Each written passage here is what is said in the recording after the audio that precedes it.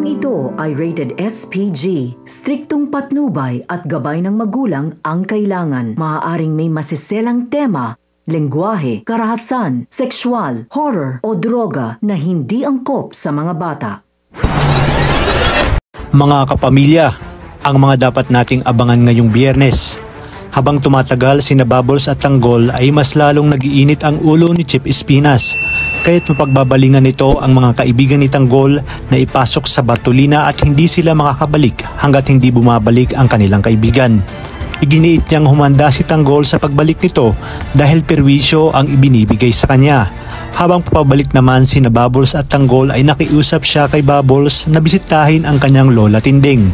At dahil malakas si Tanggol kay Bubbles ay pinagbigyan niya ito. Basta't siguraduhin umano na walang ibang makakakilala sa kanya. Ginawa naman ni Tanggol ang lahat para hindi siya makita. Sa kanyang pagpasok ay nakita niya at pinagmasdan ang larawan ng kanyang lola Tinding. Dito na nga kaya siya makikita ni Tinding at makukumpirma na si Tanggol nga ang nakaengkwentro ni Rigor. Makakaalis naman kaya si Tanggol bago pa man siya maabutan ng kanyang tatay Rigor.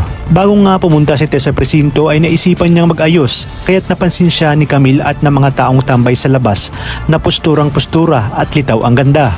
Bago siya dumiretso ng presinto ay dumaan siya sa simbahan ng Poong Nazareno at nagdasal na sana'y hindi totoo ang sinasabi ni Tinding at ang sinabi ni Rigor na si Tanggol ang nakaengkwentro nila. Kaya't sana'y gabayan siya ng Poong Nazareno at ang buong pamilya niya sa kanyang mga desisyong gagawin.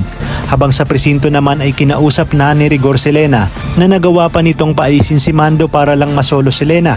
Nagulat naman si Mando sa biglaang pagbisita ni Tess at pati siya ay napuna ang kagandahan ni Martes dahil bagay na bagay sa kanya ang nakatali ang buhok. Dahil alam nga ni Mando na magkausap sina Rigor at Lena ay pilit niyang pinigpigilan si Tess na pumasok. Sinabi ni Rigor kay Lena na nahuli na umano sila at nakita sila ni Tinding.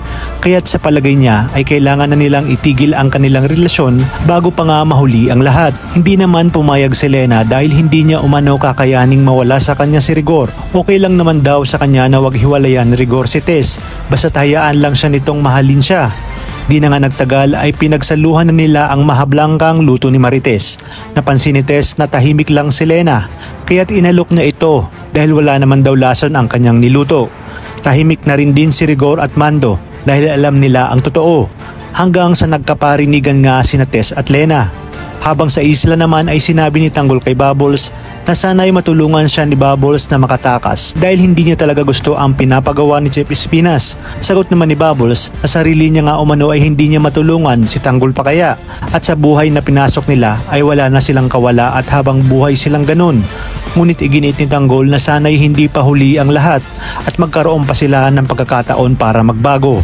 Kaya namang kapamilya, pakatutukan natin ang mas kapanapanabik na tagpo dito lang sa pambansang teleserye ng Sambayanan, ang FPJ's Batang Quiapo.